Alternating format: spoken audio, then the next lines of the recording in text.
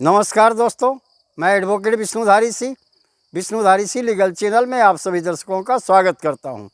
दोस्तों, सप्ताह में मैं पहले 2 वीडियो बनाया करता था जो आपके सुप्रीम कोर्ट और ऑनरेबल हाई कोर्ट के जजमेंट के आधार पर होता था। अब से मैं सप्ताह में कम से कम 3 वीडियो ऑनरेबल सुप्रीम कोर्ट और हाई कोर्ट का डाला करूँगा। दोस्तों, जिस निर्णय को आप अपने साइटेशन नंबर से नेट पर से निकाल करके अपने केस में चाहें तो उसका फ़ायदा उठा सकते हैं। तो चलिए दोस्तों, बिना समय गंवाए आज के टॉपिक पर चलें। दोस्तों, आज का टॉपिक है सुप्रीम कोर्ट का वह महत्वपूर्ण फैसला जो एग्रीमेंट फॉर सेल के लिए दिया गया है, यानी एग्रीमेंट फॉर सेल यानी बयाना प्रपत्र पर सुप्रीम कोर्ट का ऐतिहासिक फैसला। दोस्तों, जैसा कि आप जानते हैं, आप समाज में रहते हैं, समाज में ज़मीन खरीदते हैं और बेचते भी हैं, मजबूरी के तहत बेचते हैं, ऐसे पैसा है तो आप खरीदते भी हैं। जब आप ज़मीन किसी से खरीदने जाएँ, उससे ज़मीन खरीदने के पहले बातचीत होती है, उसके बीच में एक एग्रीमेंट बनता है, कुछ बयाना उसको दे करके एक एग्रीमेंट फॉर सेल बनाया जाता है, जिसे हम बयाना प्रपत्र कहते हैं। दोस्तों, कि आज हम आधा पैसा दे रहे हैं या इतना पैसा दे रहे हैं, 6 महीने के बाद हम रजिस्ट्री कराएंगे, उस समय पूरा पैसा आपको दे देंगे। इस तरह से इसे कहते हैं एक अड़कन, यानी बेचने वाले को एक रोक लग गई ताकि वो किसी दूसरे के हाथ से उस ज़मीन को न बेच सके। तो आइए दोस्तों, अब बिना समय गंवाए हम आते हैं आपके आज के सुप्रीम कोर्ट के केस के महत्वपूर्ण मुद्दे पर। दोस्तों, केस का टाइटल है बलराम सिंह वर्सेस कालो देवी। यह फैसला 23 सितंबर 2022 का है। दोस्तों, ऑनरेबल हाई कोर्ट के द्वारा डिलीवर्ड किया गया है। इसका सिविल अपील नंबर है दोस्तों 6733 यानी 6733 ऑफ 2022, 6733 ऑफ 2022। दोस्तों, इस केस का फैक्ट कुछ इस तरह है जिसे समझेंगे, चूँकि दोस्तों आगे जिस तरह का फैक्ट होगा उस तरह का कानून भी मैं समझाता चलूँगा। फैक्ट है इस केस का दोस्तों कि बलराम सिंह नाम का एक व्यक्ति था, उसे कुछ ज़मीन बेचना था, कालो देवी को ज़मीन खरीदना था। कालो देवी और बलराम सिंह में एक समझौता होता है कि हम इस ज़मीन को बेचेंगे। 14,000 रुपया अग्रिम ले लिए, मतलब एडवांस में ले लिए, और 6 माह के बाद रजिस्ट्री कराएंगे, उस समय हम सारा पैसा आपको दे देंगे। इस तरह बयाना प्रपत्र बनवा करके कालो देवी अपने पास रख ली, लेकिन दोस्तों यह रजिस्ट्री उसकी नहीं करवाई, अनरजिस्टर्ड थी। उसके बाद बलराम सिंह ने उसे कब्जा भी दे दिया कि जाओ तुम उस ज़मीन पर जोत कोड़ावाद भी कर सकती हो। वो गई और जोत कोड़ावाद करने लगी। लेकिन दोस्तों 2-3 माह के बाद बलराम सिंह के घर में कुछ विवाद हुआ। विवाद होने के बाद बलराम सिंह कालो देवी के पास गए और कहे कि मुझे ज़मीन नहीं बेचना है, तुमसे मैं जो 14,000 रुपये लिया हूँ बयाना के रूप में, उसे मैं लौटा देता हूँ, और मेरा एग्रीमेंट फॉर सेल यानी जो बयाना प्रपत्र बनाया हो उसे तुम वापस कर दो। कालो देवी ने इनकार कर दी और उसके बाद सिविल कोर्ट की शरण ली। कालो देवी ने सिविल कोर्ट में बलराम सिंह के ऊपर में मुकदमा दायर किया, सूट फॉर इंजेक्शन का। दोस्तों, अब सूट फॉर इंजेक्शन क्या है दोस्तों? ये भी एक सिविल केस है।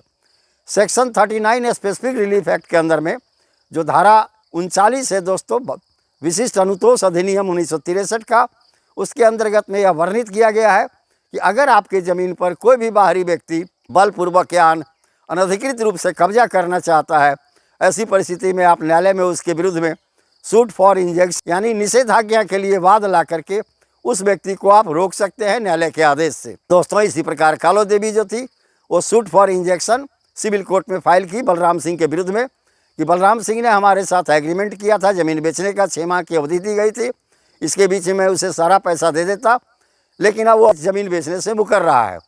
बलराम सिंह को प्रतिवादी बनाया गया। बलराम सिंह न्यायालय में उपस्थित हुआ। दोस्तों, बलराम सिंह का कहना था यह जो एग्रीमेंट बना है अनरजिस्टर्ड है, और दूसरा इनको चाहिए कि स्पेसिफिक परफॉर्मेंस ऑफ कॉन्ट्रैक्ट का केस लाएं, न कि सूट फॉर इंजेक्शन। जैसा कि मैंने पहले आपको बताया कि सेक्शन 39 स्पेसिफिक रिलीफ एक्ट कहता है दोस्तों कि निषेधाज्ञा का वाद उसी व्यक्ति पर ला सकते हैं जो ज़मीन का मूल मालिक है और उसके विरुद्ध बाहरी लोग कोई कब्जा करना चाह रहे हो। तो यहाँ पर तो कालो देवी ज़मीन के कब्जे पर थी, अब बलराम सिंह उसे बेकब्जा करना चाह रहे थे, तो वो सूट फॉर इंजेक्शन लाई। लेकिन बलराम सिंह का कहना था कि नहीं, आप स्पेसिफिक परफॉर्मेंस ऑफ कॉन्ट्रैक्ट का लाइए, और suit for injection unregistered document पर मेंटेनेबल नहीं है। दोनों पक्ष के तथ्यों को सुनने के बाद सिविल कोर्ट ने बलराम सिंह के पक्ष में फैसला दे दिया, ये कहते हुए कि यह एग्रीमेंट पेपर जो है, बयाना प्रपत्र जो है, यह अनरजिस्टर्ड है, इस आधार पर सूट फॉर इंजेक्शन अलाउ नहीं किया जा सकता, और कालो देवी को स्पेसिफिक परफॉर्मेंस ऑफ कॉन्ट्रैक्ट का केस करना चाहिए। दोस्तों, स्पेसिफिक परफॉर्मेंस ऑफ कॉन्ट्रैक्ट क्या है? जैसे आप 2 व्यक्ति से कोई एग्रीमेंट करते हैं, समझौता करते हैं, उसमें कुछ शर्तें होती है। उस शर्त को लागू करने के लिए दोस्तों, अगर वो सामने वाला व्यक्ति जो जिसके साथ आपने एग्रीमेंट किया, वह व्यक्ति इनकार कर दे कि मैं इस शर्त को नहीं मानूंगा, ऐसी परिस्थिति में भारतीय कानून में स्पेसिफिक परफॉर्मेंस ऑफ कॉन्ट्रैक्ट का एक सेक्शन दिया गया है स्पेसिफिक रिलीफ एक्ट के अंदर में दोस्तों। स्पेसिफिक रिलीफ एक्ट का सेक्शन 10 कहता है दोस्तों कि जब आपका कोई समझौता का करार या समझौता का शर्त सामने वाला व्यक्ति तोड़े तो आप न्यायालय में आए, स्पेसिफिक परफॉर्मेंस ऑफ कॉन्ट्रैक्ट की धारा 10 के अनुसार एक मुकदमा फाइल करें, suit for specific performance of contract. न्यायालय उसे आदेश देगा कि तुम अपने एग्रीमेंट में किए गए शर्तों का पालन करो, यानी जाकर के जमीन रजिस्ट्री कर दो। लेकिन सिविल कोर्ट ने बलराम सिंह के पक्ष में फैसला दिया। अब कालो देवी प्रथम अपील में चली गई। फर्स्ट अपील में उन्होंने डिस्ट्रिक्ट जज के कोर्ट में मुकदमा फाइल किया दोस्तों। फर्स्ट अपीलाट कोर्ट जो था वो कालो देवी के पक्ष में मुकदमा सुना दिया कि नहीं, बलराम सिंह इस ज़मीन पर नहीं आ सकते, क्योंकि बलराम सिंह ने इस व्यक्ति को ज़मीन का कब्जा दे दिया था और ज़मीन बेचने का एग्रीमेंट करा दिया था। अनरजिस्टर्ड डॉक्यूमेंट होना कोई महत्वपूर्ण बात नहीं है दोस्तों। तब बलराम सिंह चला गया high court. Honourable high court ने भी कहा कि कालो देवी के द्वारा दायर किया गया सूट फॉर इंजेक्शन का मुकदमा वैलिड है। अब बलराम सिंह को उस ज़मीन पर जाने से रोका जाता है। तब दोस्तों बलराम सिंह चला गया सुप्रीम कोर्ट। सुप्रीम कोर्ट में उन्होंने एक स्पेशल लिव पिटीशन फाइल किया, जिसका साइटेशन नंबर मैं पहले आपको दे चुका हूं। पुनः मैं आपकी याद के लिए बता देता हूं ताकि आप नेट पर भी इस जजमेंट को डाउनलोड करके और अपने केस में इसका फ़ायदा उठा सकें दोस्तों। साइटेशन नंबर है दोस्तों सिविल अपील नंबर 6733 ऑफ 2022। अब दोस्तों सुप्रीम कोर्ट के सामने बलराम सिंह ने 2 प्रश्न उठाए। पहला, क्या अनरजिस्टर्ड एग्रीमेंट फॉर सेल के आधार पर इंजेक्शन सूट लाना कानूनन उचित है? और दूसरा, वादी कालो देवी को स्पेसिफिक परफॉर्मेंस ऑफ कॉन्ट्रैक्ट का केस लाना चाहिए था, न कि suit for injection. Supreme court ने दोनों पक्षों को सुना। ऑनरेबल सुप्रीम कोर्ट उसके बाद अपना फैसला सुनाते हुए कहा कि जो वादिनी कालो देवी थी उसे सूट फॉर इंजेक्शन नहीं लाना चाहिए था, क्योंकि सेक्शन 39 स्पेसिफिक रिलीफ एक्ट के अंदर में कहा गया है कि ज़मीन के मूल मालिक के विरुद्ध में इंजेक्शन सूट अलाउ नहीं किया जा सकता, यानी इंजेक्शन नहीं लगाया जा सकता। ज़मीन के मूल मालिक को ज़मीन पर जाने से नहीं रोका जा सकता। और कालो देवी के पास अनरजिस्टर्ड एग्रीमेंट फॉर सेल है। रजिस्टर्ड होता तब ये कुछ कब्जेदार हो सकती थी, तब बलराम सिंह को वहाँ जाने से रोका जा सकता था। लेकिन अनरजिस्टर्ड एग्रीमेंट फॉर सेल है, इस आधार पर कालो देवी के पक्ष में सूट फॉर इंजेक्शन लागू नहीं किया जा सकता। और दूसरा, उन्होंने कहा कि स्पेसिफिक परफॉर्मेंस ऑफ कॉन्ट्रैक्ट का केस करना चाहिए था कालो देवी को, न कि निषेधाज्ञा का।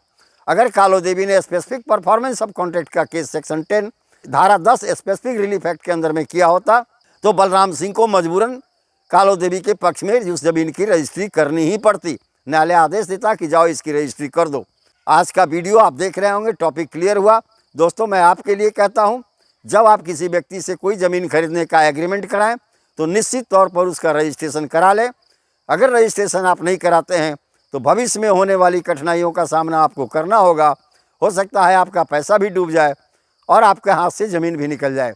तो धन्यवाद दोस्तों। अब विशेष अगले वीडियो में